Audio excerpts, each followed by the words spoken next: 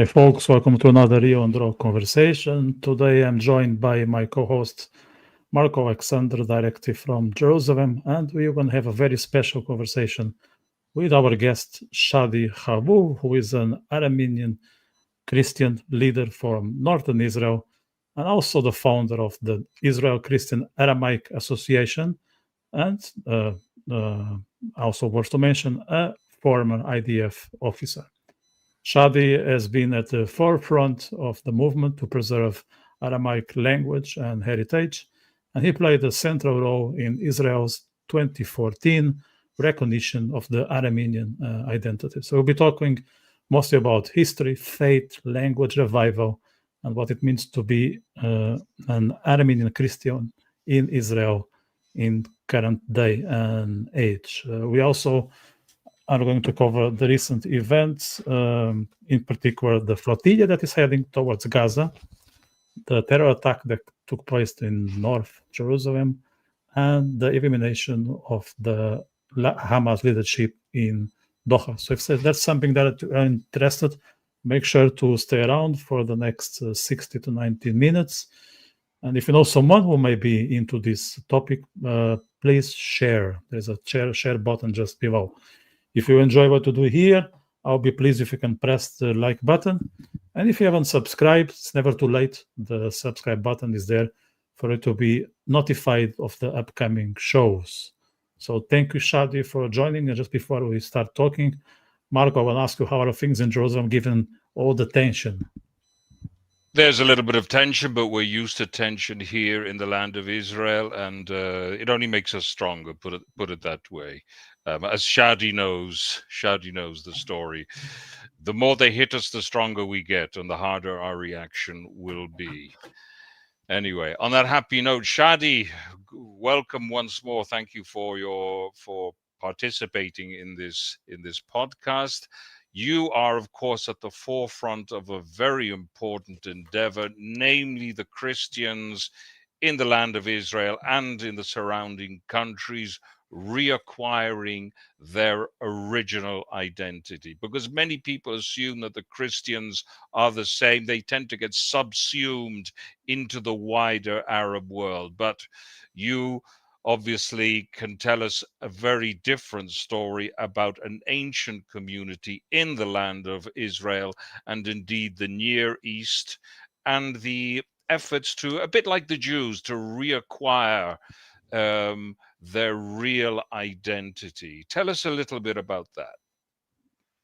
Okay, thank you, Vitor and Marco, for hosting me here in this important show and platform that you have, and to share with people about our community, about our Aramaic language and identity as a people, people have who are indigenous to this region. And as you know, the Aramean people, which is Aramaic, to make it easy, not confused between Armenian and Aramaic or Indeed. Aramaic. So Indeed. Armenian are Indo-European people, and Arameans are Semitic people, and they were scattered and living in what we call the Levant today, in what we call before land of Aram from the Bible, and as it was here, land of Israel or land of Canaan and land of Aram, and has different Aramaic kingdoms and has Aramaic tribes and people living in different kingdoms like Aram Damascus, Aram Soba, Aram Naharaim, where Abraham came from, Isaac, Jacob were got married from wives from there. So we know that the origins of the Israelites and the Hebrews are Arameans, and the 12 tribes of Israel were of Aramaic background. You can go to the sources and check it out, and even the Jews, in the Passover holiday, they recite a very important sentence and a song, a wandering Aramean my father was, went Indeed. down to Egypt and become to a strong and powerful nation. So the Israelites has Aramaic background and origins from Aramaic fathers and mothers. and developed as being called later on Jews based on the tribe of Judah. You know about the exile, about everything. And from this tribe of Judah, we have King David. And from King David tribe, we have our Messiah, Jesus, that we believed on him as the Messiah and being called Christians or Messianics at the beginning. And then later on formed the churches. The early churches that were formed were Jewish churches, by the way. Jewish followers of the Messiah were called Messianics, and we are the descendants of those people who spoke Aramaic language from the Arameans around Israel here and in the Galilee, and from the Jews. And so we are still preserving our identity and language formed by those early churches and called the Syriac Aramaic churches of Antioch. Now we are called Maronites or Syriac Orthodox or Syriac Catholics or Syriac Melkites and different other churches in this region that belong to the Church of Antioch. So we still exist in this region, and we preserve this identity and language in the churches. And also we have some people still speaking this language in daily life. So uniquely, I will speak about, or I will mention the Syriac Orthodox Church believers that's still preserving this as a spoken language. And the Syriac Maronite Church, we have very few that speak it, but mainly they are using it as a sacred language of the church. So they are mainly in Lebanon and in the diaspora because of the persecution. And as you know, from the 7th century until now, we were occupied by Arab Islamic forces that imposed on all of us here, Jews and native Christians, a form of Arabism and Islamization that this persecution led many people to flee this area to the west and still exist in Western world. Even in the diaspora, we are more than what we are in our original homelands, unfortunately. And that's not because we like to leave our areas and migrate. It's because of the oppression and persecution and occupation of Arab Islamic forces since the 7th century. Very interesting indeed. I see some parallels with our story, with the Jewish story, many parallels. For example, at a certain point, there was a reawakening, and the Jews we felt the need to return to the land of Israel. So obviously, from what you're telling us, something is happening in the Aramean world. When did this sort of reawakening and this awareness begin to surface again that the Christian and the Arameans were something very distinct from the wider Arab population? Can you tell us a little bit about that? Well, always Maronites and other Christians in this region felt they knew that they are unique and they have a different culture and different civilization and they belong to different people. We have the history testify for example, the Syriac Orthodox in northeast Syria. They were massacred and slaughtered and faced genocide by Arabs and Muslim forces and Kurds and Turks. And same like the Maronites, Aramaic Phoenician people in Mount Lebanon. And those people actually still fighting for their existence. But in 2014, mainly, when Israel recognized our Aramaic identity as a national identity for Eastern native Christians, the only state in the Middle East. And you were at the forefront of that. I was, yes, you I were at the worked for forefront this of that. 7 years for this very hard work that I can tell you that later on how we did it. But just to finish my point, when this was recognized, the people had hope that things are changing and there is a hope for a better future for them, that other nations will recognize them and will follow the step that Israel did here in by recognizing them. So this gives hope for many communities, and they like connected again with the Jews and Israel, and connected with us as an Aramaic community in Israel. And we are still until now connected and working together to revive our language and gather our people again under a Congress, Aramaic Congress in the world. And that's what we are doing today. And thanks to Israel and its recognition. Vitor, go ahead. Yeah, actually, Shadi just touched in a point that I'm very keen to explore, which is the language. So, in this global society, it's very difficult to maintain local traditions, local habits. What is the relevance or the role of the Aramaic language for you guys, and what efforts are you doing to preserve it? Okay, here and we have a different federations. In each country, we have federation, we have organizations. In our case, in Israel, we have the Israeli Christian Aramaic NGO that I founded back in 2006 when I returned from my studies in USA. I studied international business and finance in USA University. Coming back and founded this NGO with more of like I call it friends and a group of Aramaic Maronite people in our town in Upper Galilee in Jish. And since then, we were working to preserve it by teaching it for the children in the church, the Maronite Church of Jish. We had 95 kids, and then we start having Aramaic summer camps, and then we had a permit by the state of Israel to teach it in the elementary school, and they allowed us to do so. While Arabs didn't like this permit that we achieved from the state of Israel, unfortunately, I say that I mean, were they asking for their own rights and they got it? But once other minority and national minority ask for their rights and they got it, they don't like it and they want to impose a new Arabic language and Islamic history. And that's what they want you to learn and not your own history and your language.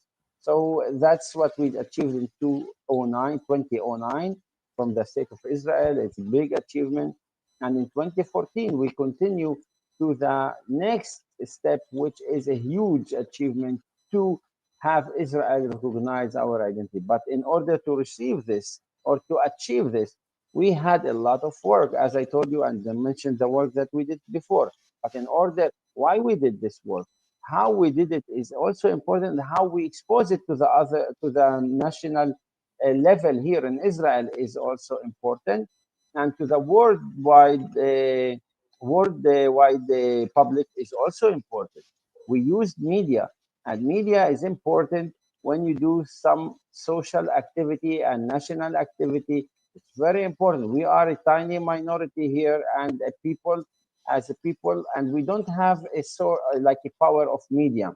We don't have media channels like the Arabs do, and they have Arab countries behind them, Islamic country, and a huge amount of money and oil, that money that comes from oil, and they can do and buy channels all over the world, like Qatar is doing, and buying channels in Europe and buying soccer clubs and football teams, and they are buying real estate, and they are influencing the governments and bribing government people. This is because they have money. We don't have it. So the only way we have, the only thing we have a Facebook that time. We had people in the media or in Israel that bringing them to report about our activity and about our initiative and movement to revive Aramaic language among Christian natives in the Galilee, preserving our identity. And this led to more journalists from overseas to come and report. And this is the way we exposed our existence and movement slowly until it reached the government level and people, decision makers in the government. And I start knocking doors.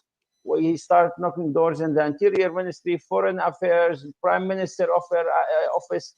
I met finally Benjamin Netanyahu in 2013, and finally and thankfully, Israel and the government of Israel, led by the Benjamin Netanyahu back then and by Gideon Saar as Interior Minister. Today, he is the Foreign Minister. They recognized our Aramaic identity in 2014, and we were able finally to achieve what our forefathers failed to achieve before. and Israel made justice with us, and hopefully other countries will follow this step.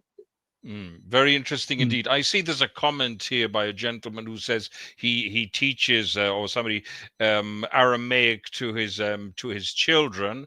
And I was wondering whether there is within the Aramaic community, the Aramean community, forgive me, a Ben Yehuda type figure who brought the Hebrew language back as a spoken daily language. Is something like that happening in the Aramean community in Israel? I want to compare between the status of Aramaic and status of Hebrew when Ben Yehuda start reviving the Hebrew language. In the case of Hebrew, Hebrew was a dead language. It was only a holy language of the Bible, and people didn't speak it. They prayed in this in synagogues, but they didn't speak it. In our Aramaic case, the language is still alive. The language is like as a spoken language. Yes. And it is also a holy book language, a holy books language of the church. It is still prayed in the church. It is still spoken by like mothers to their children in diaspora and in other places in Middle East where we exist. And so the difference here is big because you have books, you have people speaking it. You only need to learn it and manage to open schools and kindergarten. What I learned from Ben Yehuda is very important thing. We need to start from the kindergarten level and open schools to teach the language in all diasporas, including in the Middle East. This is the way to preserve the language because we don't need to revive it. It exists. We need just to preserve it and teach it and spread it among the people. Vitor, do you want to? Yeah, I got a question here that I'll be very keen to explore. How do you guys differ from the Arab Christians? It's something that I was asked. This is a very interesting point. I'm Shadi's all too eager to answer this. Go ahead, Shadi. I knew it. You know, this concept called Arab Christian. Okay, maybe very, very little, very few people call themselves like or descend from Arab Christians that were wiped out by Islam, or by the way. The Arab tribes, we call them Gassasina and Manazira. Those Arab tribes, my friends, were in the Arab Peninsula, North Arab Peninsula. They were wiped out by Islam and Islamic forces, and they submitted to Islam. And no one until the 10th century exists from them. So the very, very few of them that flee from Arab and Islam went to the Byzantine Empire and become Greek Orthodox and part of the Greek Orthodox Church and adopted a Greek language and become Greeks like all other Greeks with a few hundred years afterward. So it's enough 2 generations, by the way, and you are finished. You are like same like other church that you are part of it. So that's what happened to Arab Christians. And that's why Arab Christians didn't form churches for them, by the way. Because what is a church? A church meaning the people who gather, the gathering, the people who gather in the name of, praying in the name of Yeshua or Messiah or Jesus. The Arab Christians didn't manage to open or to found a church. Even one church in the Middle East is not called Arab Christian church. Nothing. No historical church in the Middle East. There is Greek Orthodox Church. There are Syriac churches, include the Maronite, Syriac Maronite Church, Syriac Catholic Church, Syriac Orthodox Church, or Assyrian Church, or what they call it, the Church of the East. They call it today Assyrian, or the Chaldean Church. They also Aramaic churches, but no Arab church until today because there's no Arabs. didn't, like, no Arabs that were Christians and were able to form, because all of them were wiped out and Islamized. So this is a wrong concept. It is, they are calling Arab, those people Arab Christians, but they are Aramean in their backgrounds, Aramaic Yes. people, and or like Aramaic Phoenician people, or they are Greek people who were here in this region and were forced to speak the Arabic language under Islamic conquest and colonization of this region, what we call the Levant and land of Israel, land of Aram. Jews as well in this region were forced to speak Arabic, not because they spoke Arabic, because their original language during Jesus' time, for example, they spoke Aramaic like Jesus. He was Jewish and he spoke Aramaic. So we know what happened. For example, I give you for Westerners to understand what is colonization and how colonization worked with the Arabs in this case.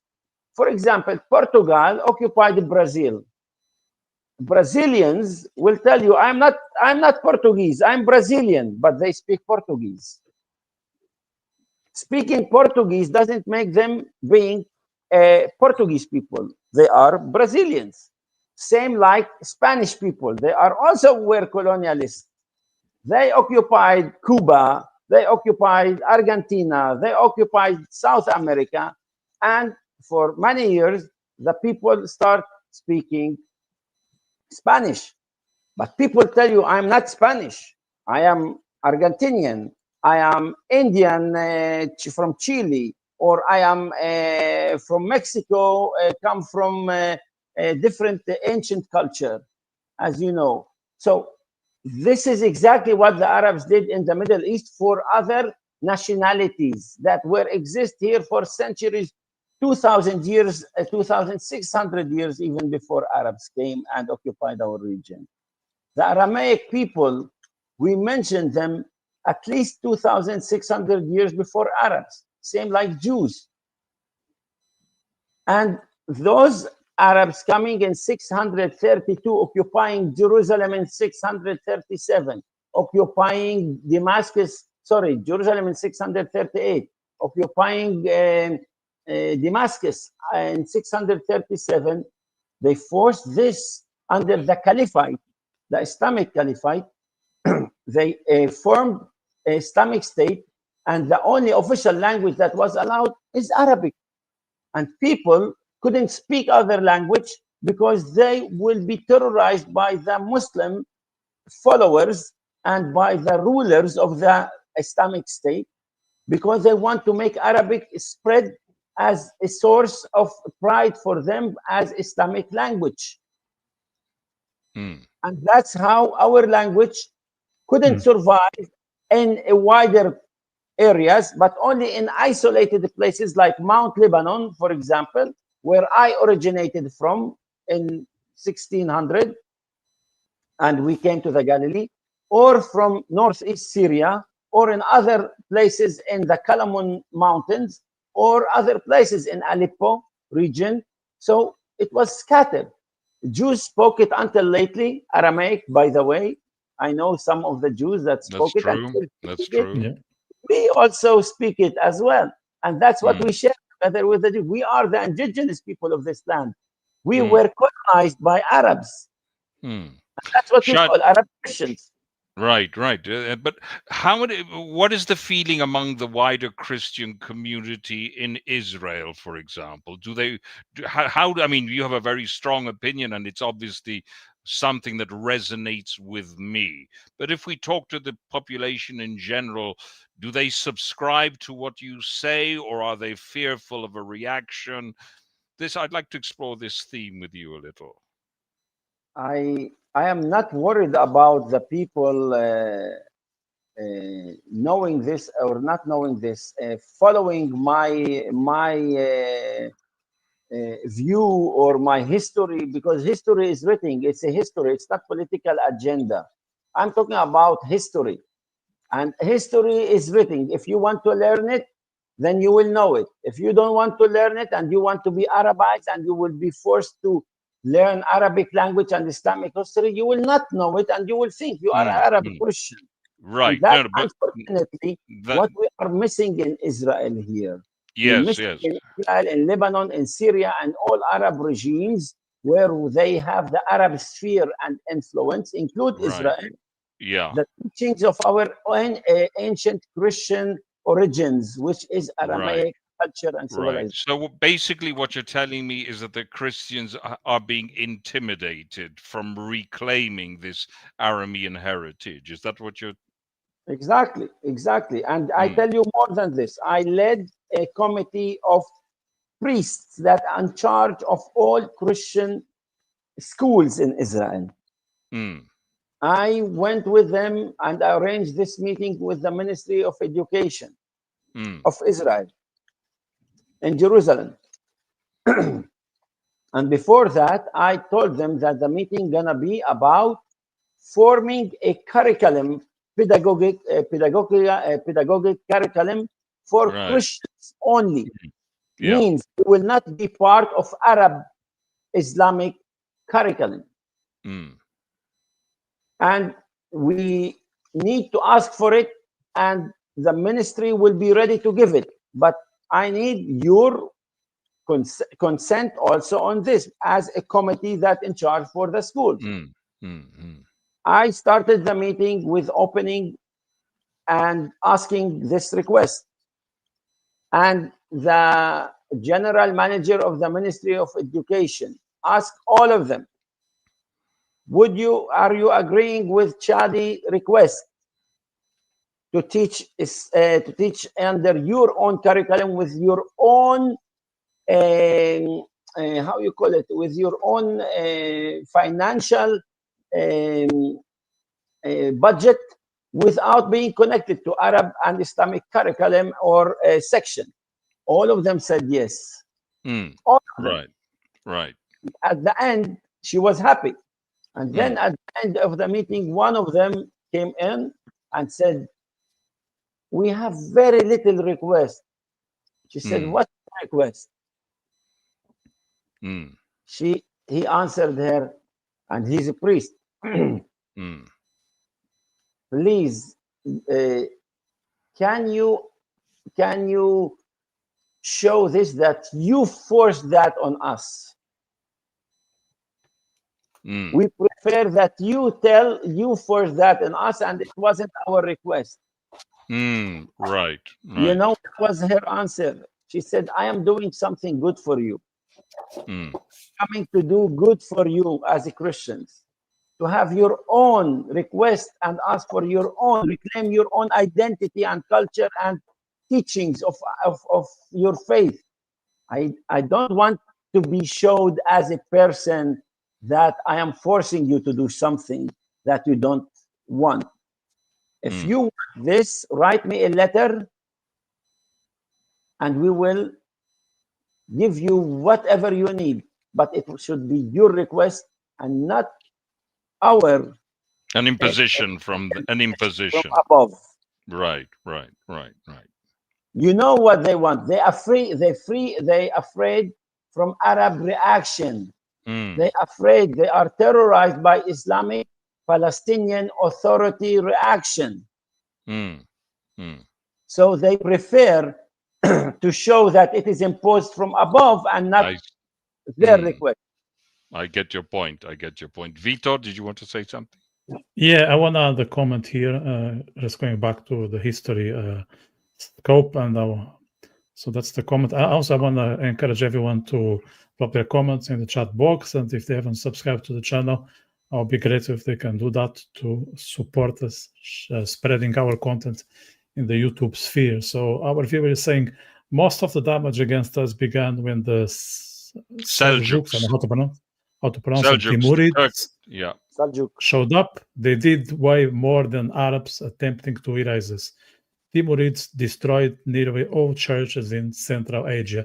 Your thoughts on this comment, Sharid? Well, I don't think he's wrong with this comment. The Arabs also did their part, and they continued. They completed that. The Arabs were not innocent on their behavior to destroy churches. I can tell you that many of our churches in the Middle East today are mosques, are becoming a mosque. Take the Hagia Sophia in Istanbul.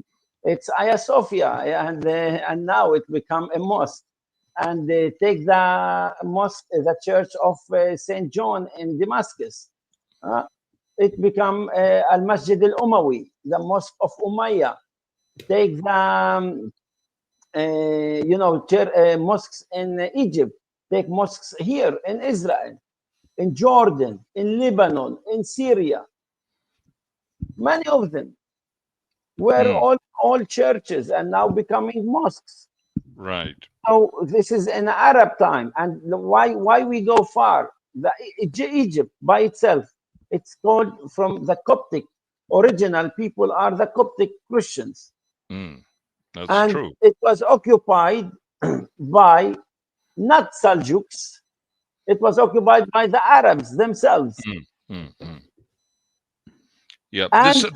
And they destroyed the Alexandria library, a huge library that preserved a very precious history of the Middle East and science of the Middle East. They destroyed it and burned it. This is kufr, they say. This is like, for them, all things that bring light and modernization, this is kufr. This is like a sin. So you need to destroy and burn. Go to Gaza. There was only one library for a Christian man in Gaza. Under Hamas, they forced him to close it. And after that, they killed the person and burned his library.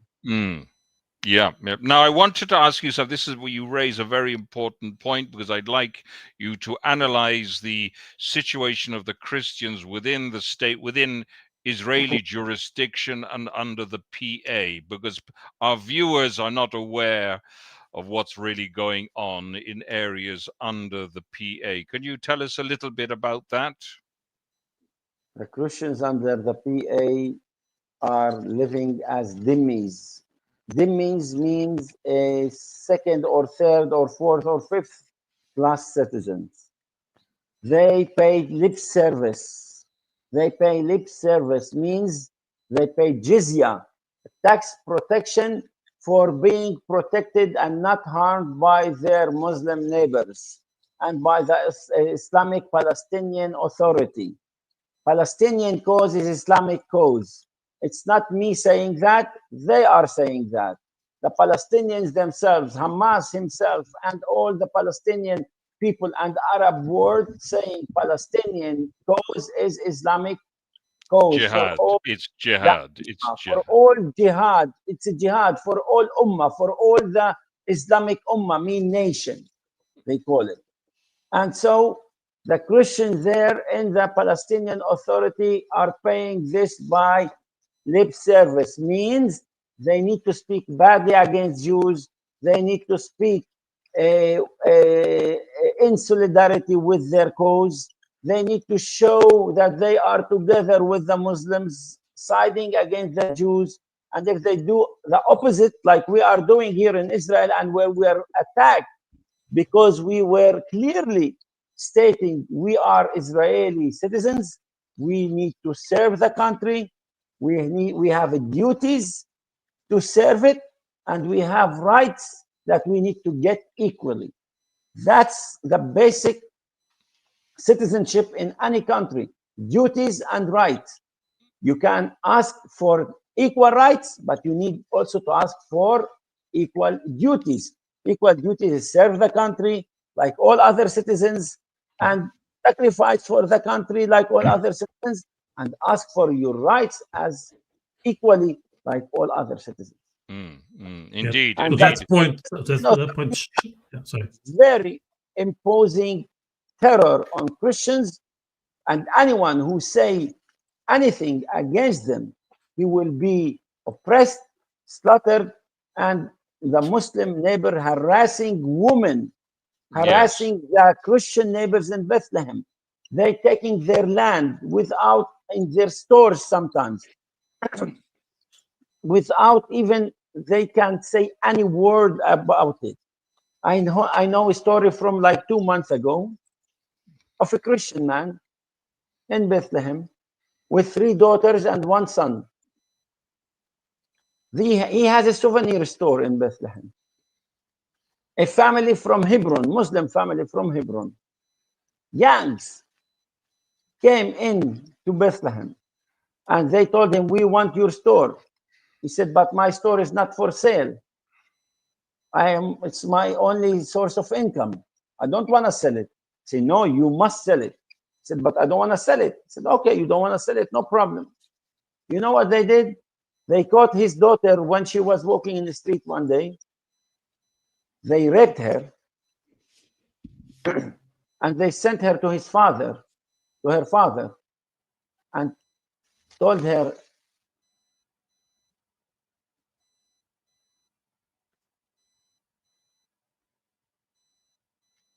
We've lost We lost Shadi. Shadi, we'll try and get Shadi back, but certainly Shadi is saying some very important things. The plight of can you hear me? Yeah, you're back. We got you back. Yeah. Good. Go ahead. They went to he went to the family. "Why you did that for my daughter?" You know, he cannot go to the authorities and complain, because then he knows the authorities would do nothing with these gangs, with these tribes. And you know what they did for him? They sent him in the street back home naked to humiliate him. And when that happened, he had a warning from them. Next, it will be the second daughter, and until we reach your son, you will die, or you sell your store for us. He closed the store and migrate to Canada. And that's the situation of Christians. The Palestinian Authority does nothing, zero, for protecting Christians, zero. And that's why Bethlehem emptied from Christians, not because of Jewish oppression.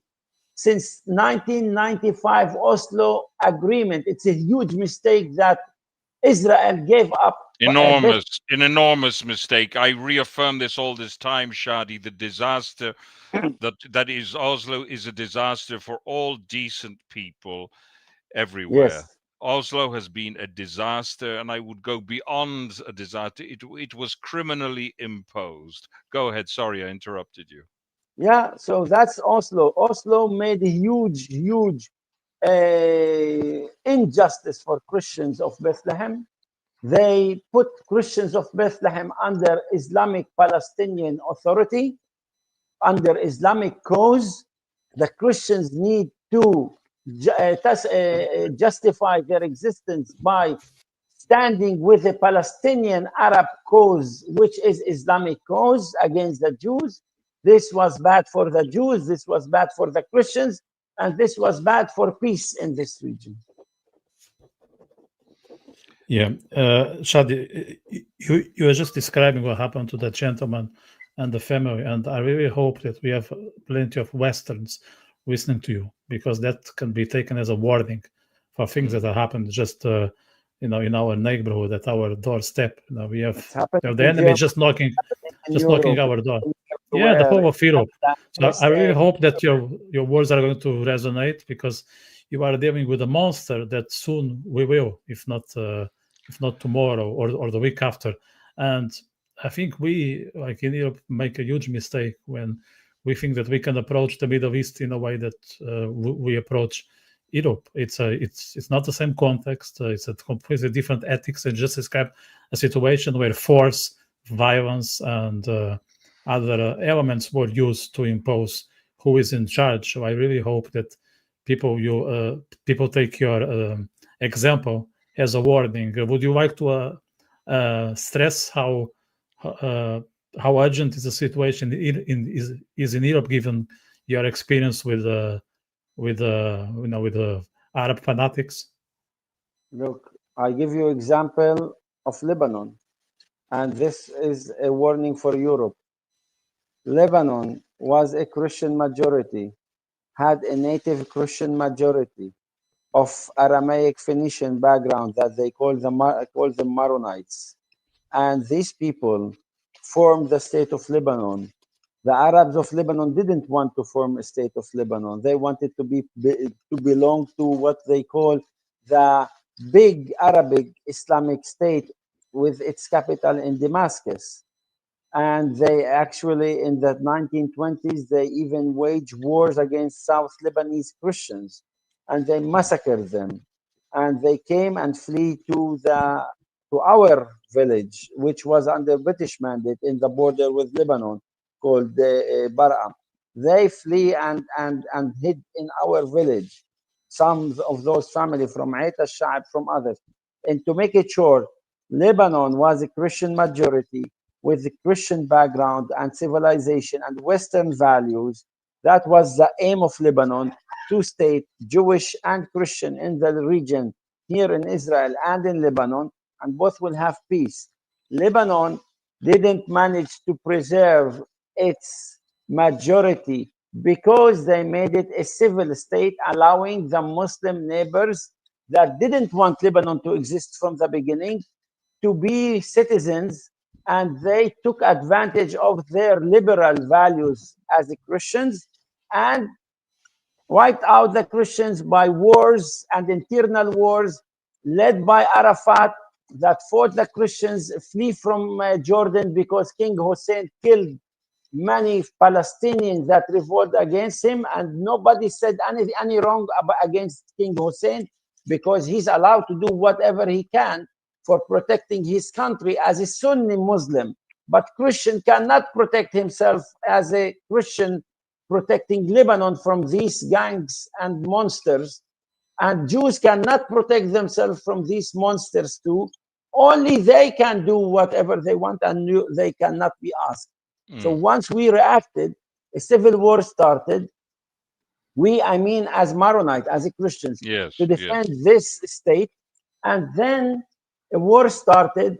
And in this war, a jihadist from all the world, from Saudi Arabia, from Jordan, from Iraq, from Syria, from Libya, Tunisia, Sudan, Somalia, all over the Arab and Islamic world, came to fight the Maronite native Christians of Lebanon and destroyed this state and took it to be, and it actually ended up to be under Iranian today, not under their even Sunni war, under Iranians, led to Hezbollah and Iranian regime in our borders with Israel. And we had this now war with Lebanon lately because they started firing weapons and trying to do October 7th, building this 7 arena, what we call war against Israel, that we still actually engage until today to defend ourselves from it. Lebanon, we lost it. If you don't want to lose Europe, watch out what they did for Lebanon and protect your countries from those immigrants that are coming there not to be integrated in your country, but to be building their Islamic Sharia empire and state and caliphate, what we call it worldwide caliphate, and they come under cover of immigrants. Some of them, yes, maybe there are some immigrants really needed, but majority are not. There is a grand plan, let's put it this way, to move populations in order to conquer and to dominate and to subvert the democracies of the West. And I add, with the complicity of the governments, because I think we have to reaffirm this, Shadi. It is European governments, it's European institutions that have allowed this to happen. Going back to the situation in areas under the PA, can you give us an example of let's call a spade, the ethnic cleansing of the Christians in areas under the PA, because the population has been reduced dramatically since the folly of Oslo. Can you give us some numbers with regard to the Christian population? The Christian population of Bethlehem, of the what we call Judea and Samaria today, They call it West Bank or whatever the other name they giving it, but we know it's Judea and Samaria historically. It is today about 2% of the population. Means all together, those Christians in Judea and Samaria include Bethlehem, Ramallah, Nablus, and other small villages. 30 to 40,000 people. That's it. That's it. That's it. Huh? Most of them migrated. And migrated because of the oppression of their neighbors and because the other culture that was imposed on them doesn't match their culture and doesn't allow them the freedom to practice it freely, and they cannot live with it.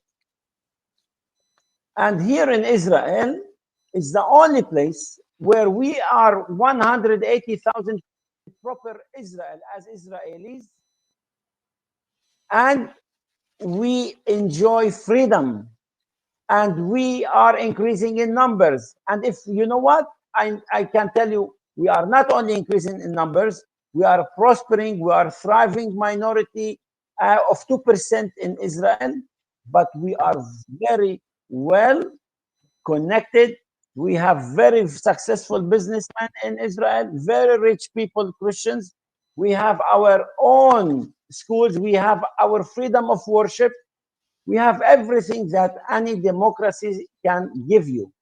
And Israel is a democracy. Now, some people say, yes, but we hear in the news and we see videos of people spitting on priests in Jerusalem. Yes, I will tell them it exists. There are the odd, we have idiots everywhere. We have idiots everywhere. Cannot deny it, it exists, and they exist. These fanatic Jews also exist, yes, but they are very tiny minority among Jews, and they cannot even do it publicly, or if they do it, they will be punished by the state and by the police and by the courts.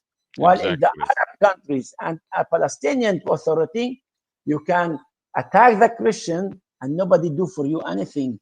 The opposite. The regime will protect you. That's what's happening for the Christians in Syria today. They are attacked, and the regime protects those attackers. The ISIS people, the Al Qaeda and Jabhat al-Nusra people that become the official army of Syria today. That's right. That's right. Here, we punish those Jews, fanatic Jews, that they act against Christian priests. And they are, again, very tiny, even not 0.5% of the entire population. You can count them on the fingers of one hand. Exactly. That's the difference. So I mean, the Europeans need to see the big picture. The big picture, they need to know it. I'm not speaking to Europeans as like Israeli only. I'm speaking as a Christian. And I know their background is a Christian and their value were Judeo-Christian values. I care for them as brothers. I love Europeans. I care for them. I don't want them to have this suffer. I don't want their children to have this suffer like we are having it here in this Middle East. I want to raise something very important because I think perhaps you can shed some light on this. The silence of many churches. They go out of their way to criticize Israel, but when there's a genocide happening in Syria and also the ethnic cleansing in the areas under the PA, they fall silent. How do you explain that? Appeasement. They think by appeasement they will make peace with the Muslims. This doesn't work with Islam. Islam doesn't respect weakness. Islam respects strength. Islam consider only the other side when he is strong. When you are weak, Islam will destroy you. And appeasement for them is weakness. That's the meaning and translation in their eyes. So appeasement and not saying the truth for them and educating them properly is weakness that will destroy you in Europe. It will not protect you in the Indeed, Vatican. It will not protect the Christians here. It will but they not know protect the Jews. what's going. But Shadi, they know what's going on. They know what's been going on for the past 40 years. Is their antipathy towards the Jews greater than the love for fellow Christians? I ask myself this question because we've seen a genocide in the Middle East of the Christians. Could this You're could this talking be about who now? State level or people? I'm talking about the church. Not all the church, but certainly within the leadership of some of the churches. They are very silent about the plight of the Christians in the Middle East. This is Not when only. They are silent against plight of Christians. They are silent about plight of Jews. They are silent against plight of Druze. About the exactly. plight of That's my don't- point. They only care to appease the Muslim world and show that they can live in coexistence, which Right. doesn't exist. Which because doesn't exist. It exists only in their side and not on the Yes. other side. Exactly. But obviously we see the results of this appeasement. Yes, and that's what we see of the results is the weakness of Europe, the weakness of the church. That's why many Christians in Israel and in the world are leaving the churches, because the leadership is actually failing to protect them. But now let's be careful because I've made a sweeping statement. I know there are priests within the Catholic Church that are very supportive of Israel. I know that. But I'm not talking about supporting Israel. You asked me about plight of Christians. I'm talking about Christians. I know, but they're also aware of the plight of Christians, but obviously they don't have the strength to deal with these things. So that's why I'm correcting what I said to a certain extent. So Marco, if they have no feeling for the Christians, do you want them to feel for the Jews? No, absolutely. My question is, I'm going back to the question. Do they hate the Jews more than they love the Christians? Because they go out of the way to criticize Jews, but they don't do anything about the systematic murder of Christians. And they ignore the ethnic cleansing. They turn another cheek, Marco, as it were. I look at it in a different way. They are bankrupted. That's it. These people are bankrupted. That's why they cannot defend themselves. They cannot defend Christians. They will not defend Jews. They will not defend any minority, and only appeasement, only to survive. That's it. But they're not surviving. And they are not surviving. They are actually weakening themselves and weakening others. If That's they want, they have a chance now under this Trump administration and under the changes that we see in Europe because of this immigration and their behavior in Europe. They have a chance to rise up and lead the movement, and you will see how the churches will become stronger and a better place for all people and give hope for people. For now, they are not giving any hope for people. I hear the complaints. Yeah. Sorry, Vito, did you want to say something? Yeah, actually, it just came to my feet here. Something that just happened, and I want to share with you guys. Are you familiar with Charlie Kirk, the American conservative influencer? Charlie Kirk. He's very big on abortion. He's close to Ben Shapiro. So Charlie Kirk, and I'm sure there are viewers who are watching us, was just shot on the neck. He's a sort of Ben Shapiro type of person. Oh, I'm familiar. He's very with close. Him. Yes. Yeah, he was just shot on the neck during a speech. Shot on the neck. He was giving a speech in Utah. And what's his University. condition? Have you got any news about his condition? I mean, he was sent to hospital. Everyone is praying for his recovery. His name Charlie Kirk. No, Charlie. when happened? When that just happened? Just now, as she was speaking, and this goes to your point that Christians are being, threatened all over the place, and the U.S. is not an exception. As much as Trump is influential, managing the country from the White House. There is plenty of things that are not under government control, and there's a lot of hate towards Christians. And America used to be a safe haven, at least the South, for Christians. It's not anymore. And as you said, churches are bankrupted and don't have the capacity to protect their own communities, and anything can happen. And it's very, very scary, as I see. You left this arena for a long time, open for with a vacuum, open for other forces to enter with different agenda, progressive, fanatic agendas, with Islamic joining Islamic movement. By the way, Islamic movement will destroy them at the end. Will destroy those progressive at the end.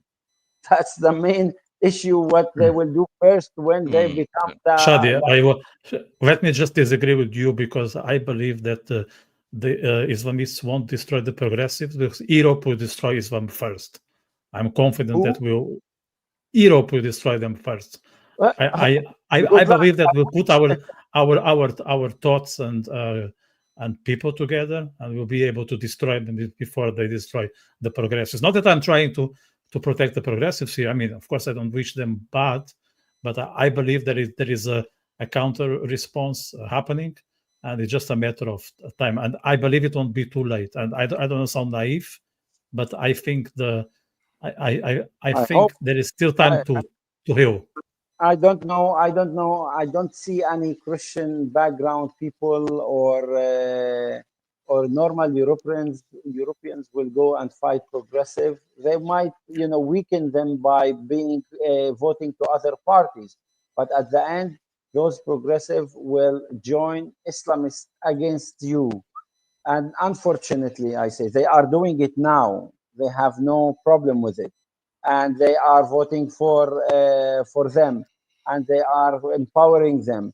But I tell you for sure that Islam, at the end, once it's in power, they will destroy those transgenders and progressive. First of all, because there are enemies. Christians are less enemies for them than those progressives. And Jews are less enemies for them than those progressives and transgenders and LGBTQ, whatever they call themselves. Less. So let's be clear. I give you an example. You ask me how you know. I tell you, I give you an example how I know. First of all, that's what's happening for them in Islamic world. They are not allowed to speak out. They are not allowed to exist in Gaza, under any Islamic Palestinian Authority, under Syria, in Lebanon, like Lebanon, maybe they have freedom because it's Christian, more liberal values, but under other Arab world, they are not allowed to exist.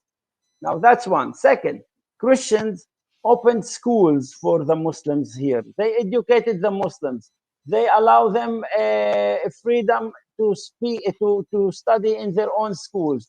They make them very well sophisticated. They made a theater for them, music, everything. At the end, when we taught them and they become sophisticated and successful and educated, they didn't even tell you thank you. They tell you, we did it. It's our land. We did it by ourselves. They don't admit even and say thank you for those Christians for doing so. The opposite. The response was massacre, ethnic cleansing for Christians in Iraq, in Syria, in Lebanon, in the West Bank under Palestinian Authority, in Egypt, everywhere. No, even thank you. So you want to tell me they will treat the progressive in a good way? No, what I mean is, I think I was not clear. No, he's saying there is a What I meant is, before Islam wipe out the progressives, we, the remaining machos that are still living in Europe, we will wipe out the Islamists. That's what I believe, and I see this is happening. And it's not going to happen through politics. We don't need to elect a specific party. What is going to happen, and I've been discussing this with others, is the politicians will feel the pressure when they believe that they are not with them anymore, and these political parties who are on the center, they will realize that if they want to be popular, they need to shift themselves to the right side of the political spectrum, and then they will start changing their policies. I don't think this is going to be done via the parliament, but via people. That's the only way. Because, as you said, Islam is not compatible with democracy. It's all about force and stamina. So we need to show them that we have some, and I think it's still possible. That's how I perceive it. What Well, is happening, Shadi, is that there is a reaction in Europe now, a pretty Correct. strong reaction, especially in countries like Britain and Ireland, and also in Spain and France and Germany. People have had enough, and they're beginning to join the dots and see that Palestinism is the retrovirus of jihadi Islam. Slowly but surely, they are beginning to join the dots. I think that is the underlying theme of what Vita was saying.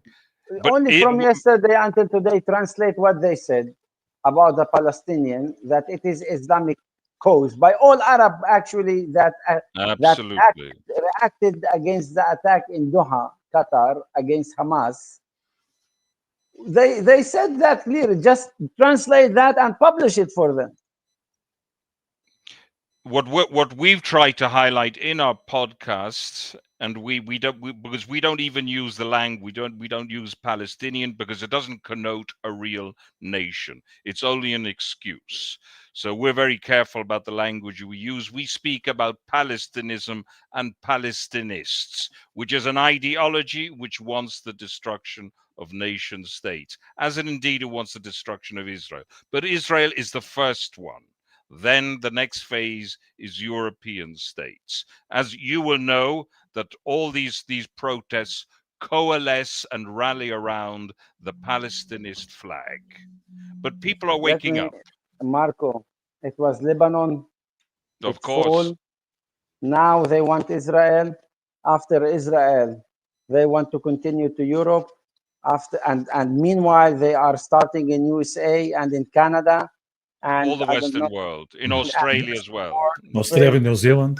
Yeah, that's a process. That's what, and the world should speak about it, and they should understand that Israel is fighting their fight, like the Swedish Prime Minister said lately, and was surprised to hear her actually saying that. Israel that's a sign. Shadi, that's a sign. What you just said, the fact that the Swedish Prime Minister is being open about it and telling it on camera, that's a sign that Europe is waking up. And it's not only Sweden, even Denmark is being tougher and tougher with immigrants. So not many people talk about Denmark, because Denmark is still somehow friends with Brussels. They prefer to curse on Hungary, but there's, especially among the Nordics, there is more and more hostility towards Islam, and that's a good thing, and that is being echoed by other countries. Where I live in Ireland, in the UK, I think France and Spain to an extent, and that gives us some hope. And I'm fully subscribing your warnings, but I think they're resonating with Europeans to a level that maybe can save Western civilization. Look, I'm not saying I don't want to be more like I will take only the UAE foreign minister words. He told the Europeans, "I know what is Islam, not you. Don't teach me what is Islam." He told them in the conference, and he was very straightforward, as UAE foreign minister telling the Europeans Islam is endangering you and endangering us. And he meant by Islam that those political radical Muslims that go to Europe and radicalize European societies, Islamic societies, and radicalize Islamic countries are a threat for their own nation states. So this is what we are talking about here. Political Islam, Ikhwan. What is Ikhwan? The Islamic Brotherhood. It's Hamas. is Palestinian Authority too that are also called Fatah. Fatah is, by the way, they call it secular, but it's called Fatah. What is Fatah? Fatah is a word from Islam, means occupying other nations, means occupying. It's not opening other countries, you knock door and you open, means like in Arabic, Fatah, open the door.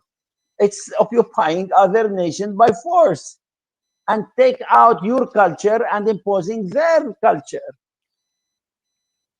I wanted to ask you. I want you to explain to our viewers as well, because people tend to believe Fatah is the moderate organization and Hamas is the extremist organization, whereas I try to explain to people that they are different sides of the same coin. Can you give us a little bit of an insight? Fatah is actually and Hamas have only slight difference between them. One is saying it clearly, we want to wipe out Israel, and other one is hiding it. That's it. And the cause for both is Islamic cause. The Islamic cause that they are talking about, Jerusalem must be a Muslim, must be this land only a Muslim, and other non-Muslims should live as dhimmis, as second or third, fourth class citizen under their Islamic rule. And that's what they want, both of them, for this land. That's and right. They want that for Europe, and they want that for everywhere they are. Because in the Muslim faith, they should spread Islam. They must. If they don't do it, then they are not Muslims. They won't be Muslim if you don't go and as Muhammad, their prophet, told them. Right. Now, I want to ask you something else, because I'm going to be a little bit provocative here. Why did some Christians align themselves with the PLO? And I'm talking about George Habash and all the Naif Hawatmeh and the Ashrawis of this world. Why, in your opinion, did they align themselves with something which is suicidal for the Christian communities? That's what we discussed this before, Marco. I think we are repeating ourselves. We already spoke about it, about the dhimmi attitude, about the lip service, about the terrorizing of Christians. And if they don't do it, they will be attacked in Jerusalem, and they will be attacked in West Bank, and they will be attacked in other places under Arab regimes. And so they must speak this way in order to justify their existence. Or that's one. Second, they have been for centuries wiped out from their identity.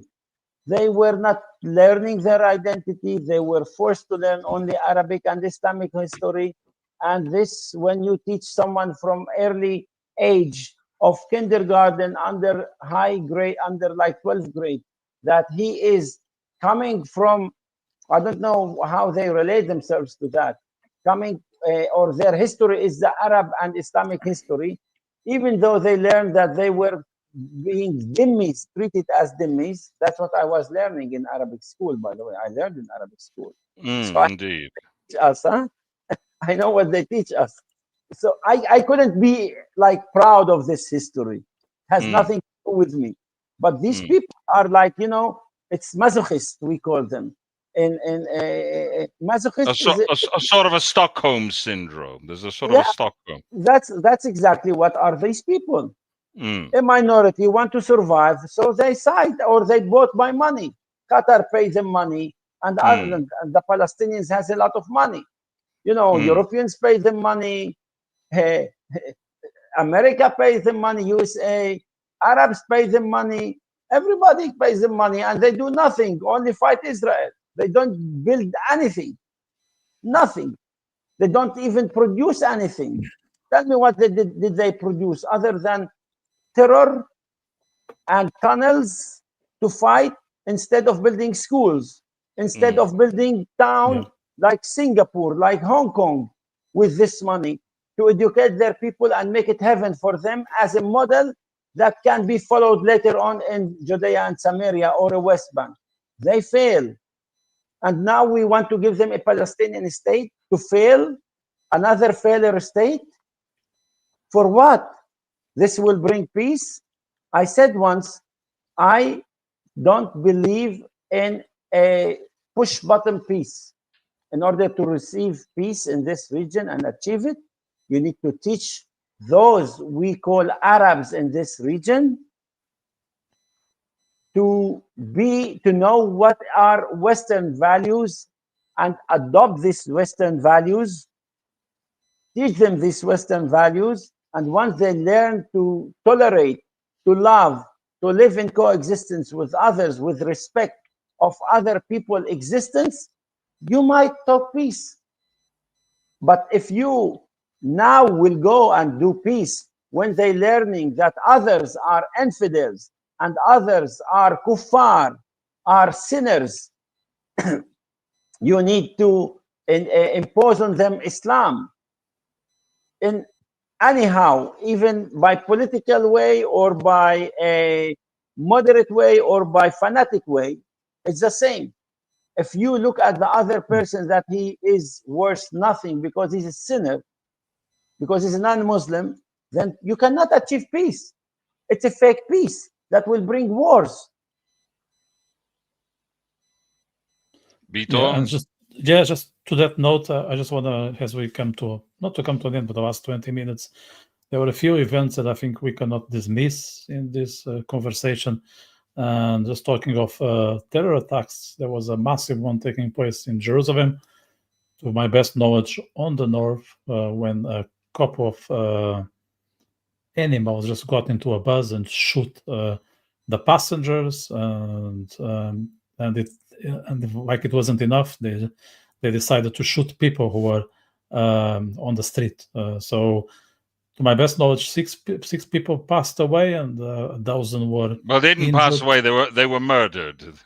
They were murdered. Sorry, it was just bad English here. Marco, can you give us more understanding of what happened there? There isn't. It's not a very complex story. It's the usual examples of Palestinist terrorism against civilians. One has to bear in mind that Palestinist terrorism is directed to anybody who doesn't subscribe to Palestinism. So any civilian in the street in Israel is fair game. There are no mysteries there. Okay. There's nothing really to. Fortunately, people are well armed these days, and they were eliminated. But it's not enough. Deterrence needs to be reestablished, and Israel has to go into these villages and root out and do a good job. It's no point in putting a plaster on it because it doesn't work. Israel has to go in and lay down the law and eliminate all these organizations. They cannot and must not exist in the land of Israel. I can say something because I want to just note something that it's in my mind. Do you know the size of Israel if we compare it with the Islamic world geographically? 0.007. And all the 51 Islamic states, 51 Islamic states in this world. There's only one state that is Jewish, to preserve their Jewish culture and identity and language and Hebrew language and freedom in this world as other people, and they cannot take it. They cannot take it. They cannot accept it. They want just to destroy it. 1.9 billion Muslims in this world. Only 7 million Jews in land of Israel, with 0.007 of the size of all Arab and Islamic nation states geographically. So who is the colonialist? Tell me. Where in this world where in this world you saw more states that we went there and imposing our Hebrew language or our Jewish identity on others? Where? Where? While they occupy the entire Middle East, they occupied entire North Africa, all the way to Spain. Luckily, Europeans won before occupying France and Italy and Vienna and the gates of Vienna, and they were saved. So you telling me that Jews are colonialists and those not colonialists, they are the colonialists. So let the world understand and be knowledgeable and don't be ignorant about history. And another point that is important to note it here. People say, oh, since Israel exists in 1948, only wars. No, my friends, this land was always in wars before Israel existed. And since 632, since Islamic conquest started and occupying this land, wars didn't end in this land. We have the Arabs for 400 years occupying this land, 632 to 1000 and so. Then the Mamluks, then the Ottomans, all are one, like under the Islamic State, they call it. And then, only then, we have British Mandate. And after British Mandate, the State of Israel was established. But until that time, wars exist. And in this land, it never stopped. Not because of the Jews. The Jews were the indigenous people here. And the Christians were the indigenous people here. Because they descend from the same roots, both of them. They come from the same forefathers. Just religion divided us at the end. Religion that Jesus didn't plan to actually establish. He didn't come to establish a religion. People followed him establish a religion. But he was a Jewish and acting as a Jewish. He was liberal Jew to his era back then. That's the truth.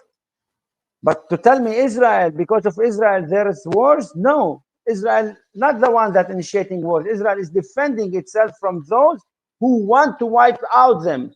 And their natural reaction is to defend itself from them and protect themselves. Because every person, even Europeans, if you are attacked, you will defend yourself. Look at them now, how they behave with Russia. Russia attacked Ukraine, and they feel threatened that it will continue to other parts of Europe. So all Europeans now, what naturally doing? Gathering, planning to defend themselves. So you expect me as Israeli, even if I'm Christian, I'm Israeli still. I'm Aramaic, a Christian, proud, but I'm also by citizenship Israeli. And I love my country because this country allows me freedom. And I will defend it. And I'm defending it. And I'm proudly defending it. By wherever I can speak, I will speak.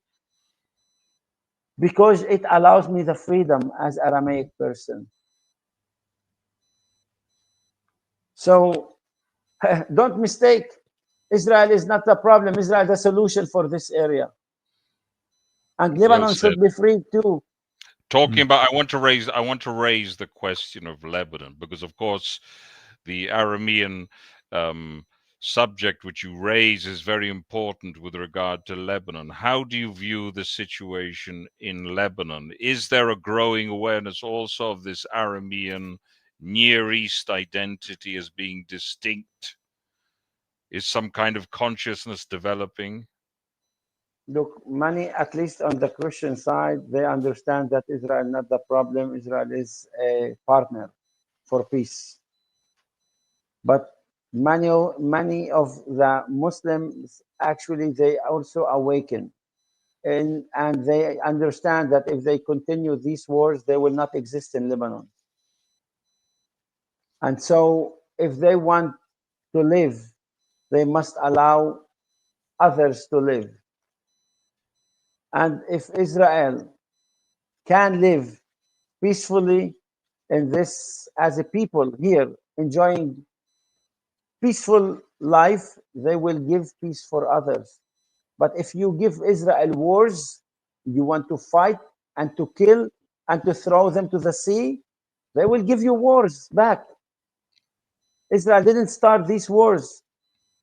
They planned these wars in Iran. They planned these wars in Hezbollah in Lebanon.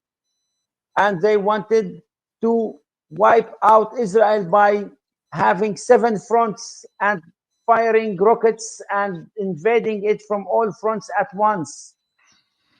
Mm. And this is what I ask Christians in Lebanon: wake up. Israel is a solution for you and for other Lebanese if you want to live in peace. It will help you, it will assist you, and you will live in a good economic conditions because you are neighbors and we have nothing to do with you or against you. But take away your radical people. Right. Indeed. I want to, with your Victor, with your permission, I'd like to ask another question. Of course, you speak Arabic. You grew up in an Arab environment. What is your understanding of the situation within Muslim society in Israel? Because I have a sort of a nuanced approach. I see also increasing amount of Muslims who are actually serving in the Israeli army. There is also an awareness that Israel is the best thing that happened to them and the best thing that can happen to them. These are my interactions, which So are very often positive. What's your view? I can tell you that many of the Christian of the Muslims in Israel, many and really many, it means more than 50%, they would prefer Israel and not changing this country with any other country. But they live in conflict. These people has like a conflict. From one side, they want Israel. From other side, they don't want to serve the country and be part of the country fully, defend the country fully. They want to have the cake and eat it, you're saying. Exactly. That's it. That's the situation here. Right. Among a significant amount, but I do see, and I have to say, I recognize that, but I also do see an increasing number who are actually serving in the Yes, army it's with okay. great distinction. There is many. There are like a lot joining the army, joining the police service. But again, this is not the majority. Okay. The majority are neutral. They live daily life, enjoying life in Israel, enjoying the democracy. They have a beautiful life if you compare it to all other nations, Arab nations around them. As Arabs in Israel, they live the best life ever. They have money, they have freedom, they can do even what in other Arab countries cannot do. They cannot do here, they can do it in Israel because it's democracy. It's enjoying all the conditions and values of democracy. But they don't get the point that if they don't join fully Israel in its war against those barbarics that attack it from all fronts, they will not enjoy this life because Israel will be weakened. So our duty as citizens, and it doesn't matter what our background is to join forces together to defend this state that has a democracy and allowing us this freedom and security. And Indeed. Vitor? Yeah, I have a final question. So I'd like to understand where you guys are located. Let's say if someone is heading to Israel, what's the best way to navigate to find significant We have our Aramean community? And and I hope those folks in Flotilla can listen to us. Maybe they can approach you and ask you for a sandwich. So We have Aramaic Center. First of all, it's in Upper Galilee. We located in Upper Galilee, close to the Lebanese border. It's a town called Gush Khalav. It's a historical biblical town from the time of Jesus as well existed. And St.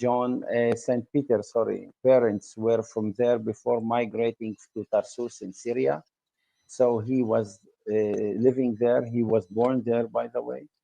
And it is 25 minutes away from Sea of the Galilee, from Capernaum and Mount of Beatitude.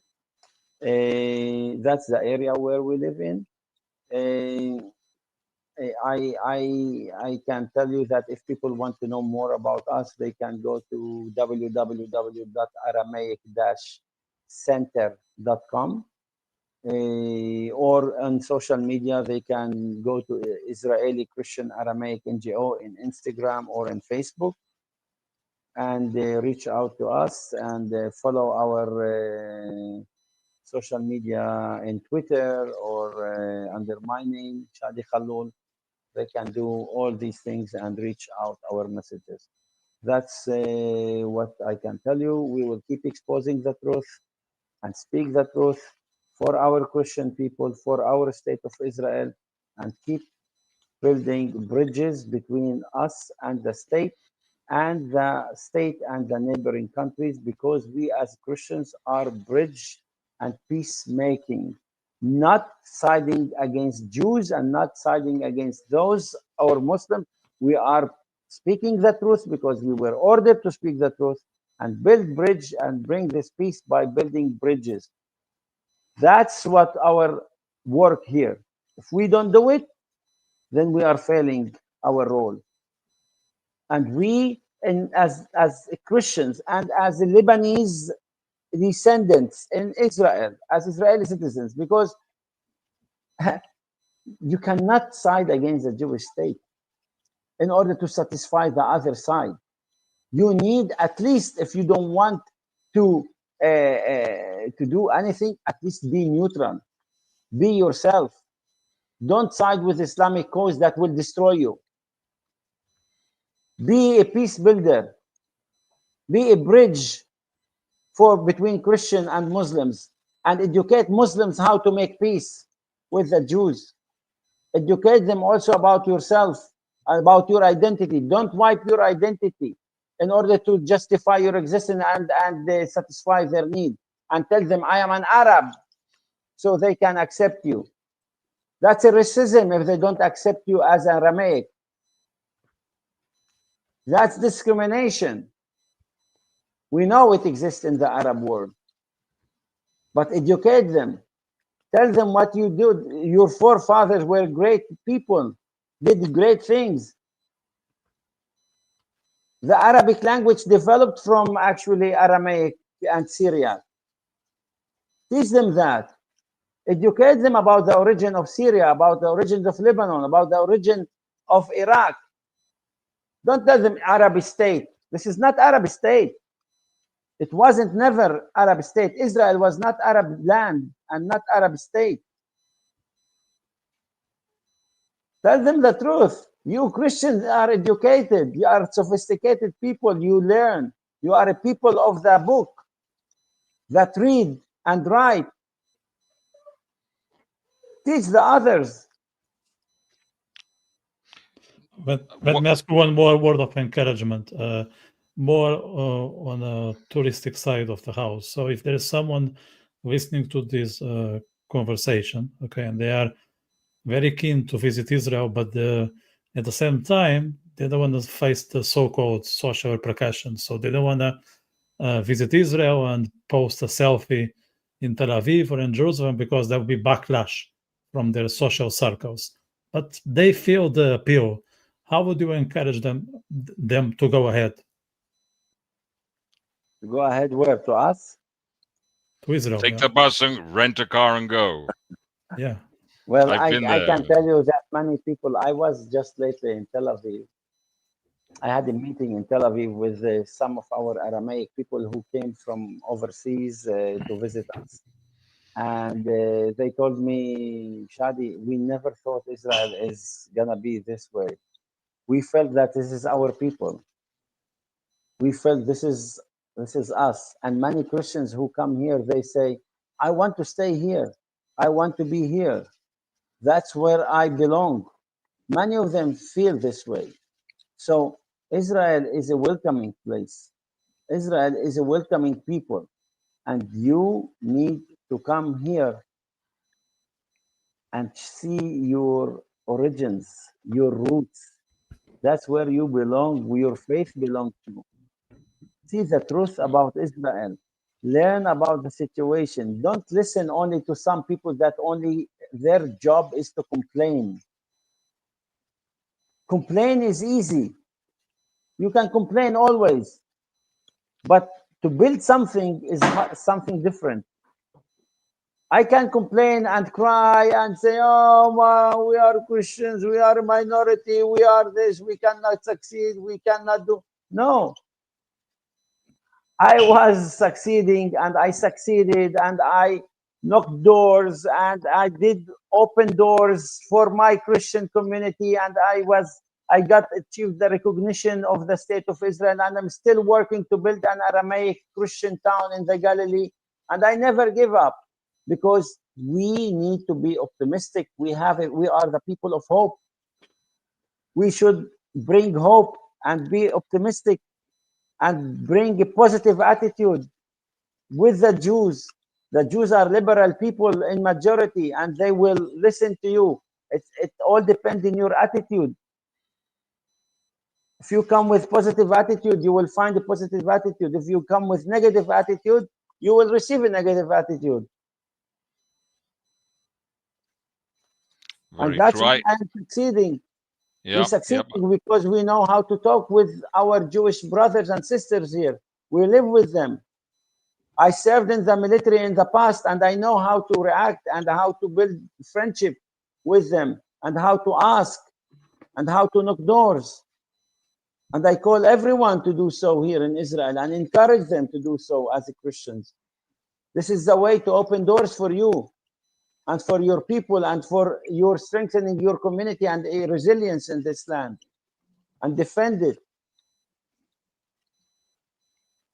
I've noticed there is an increase in Syriac groups coming to Israel. I have noticed that, and they certainly feel very much at home when they come. So I can confirm what you said. Can you tell us on a final note about your activity? You run an academy to prepare people for military service. Can you tell us a little bit about that? It's a academy for civil service and military service, so people can choose to go either this or this one, but most of them they choose at the end to go to military because they know that military gives them a better I call it opportunities and much greater opportunities because they go and all is open for them. They can go to any unit. They can choose electronic units, intelligence unit, Air Force.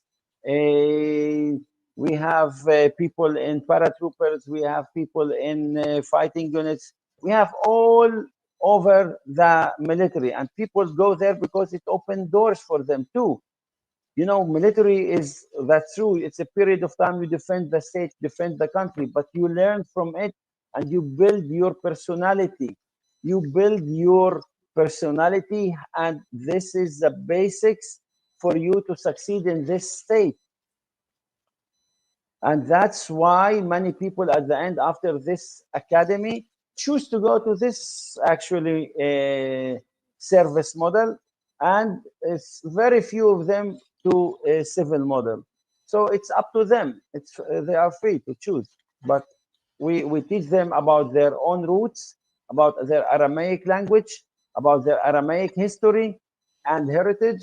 And we teach them about their relations as Christian and Jews and Jews learn about us too. Not only Christians learning about Jews, but Jews learn about us and who we are, and they become better knowledgeable about us. And when they become officers or state managers or in different positions in the government in the future, at least I know I have messengers that know about me and can help me achieve my goals as community.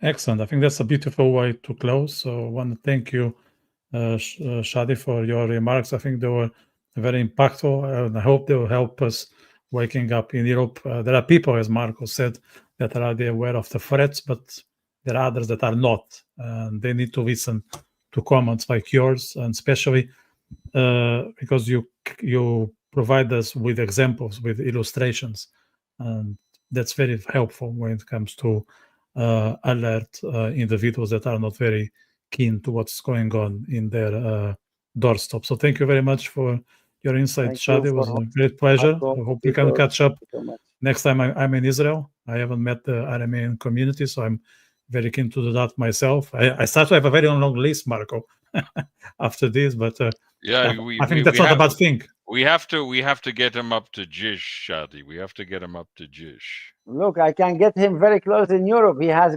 big Aramaic federations and communities in Sweden. 120,000. That's right. But he's coming to Israel. He's coming to. But he's coming to Israel, Shadi. He's coming. That's something different. If he comes to Israel, he has a home here and place to stay. Great, thanks very much. I was there last time in June during the war with Iran. So I hope next time, because of him, the war started. Yeah. Let's pray for peace. Let's pray for peace, and peace will come when these terrorists will stop their actually intent to destroy others. Yeah. 100%. So yeah, I want to thank you, Shadi. Hang on. Wait a second. Say something in Aramaic. A goodbye or something, a phrase or something. Ushun bashlomo means stay in peace. Exactly. Very good. Bashlomo. Shlomo is shalom. That's in right. Hebrew, that's right. Shlomo in Aramaic. I think you're a bit of an Ashkenazi Aramean. Exactly. I also want to thank the viewers who provided us with comments. So thank you very much for being participative. We want this to be dynamic, and that's what happened this evening. If you haven't subscribed to the channel, make sure to press that button below, because myself and Marco are not getting tired. We're going to be here every Wednesday. So there's more to come in the next few months. So stay tuned. If you enjoy the conversation, also press that like button below. If you know someone who might benefit and won't find boring this chat, make sure to share. So with that note, I wish everyone a good evening, and I see you soon. Take care.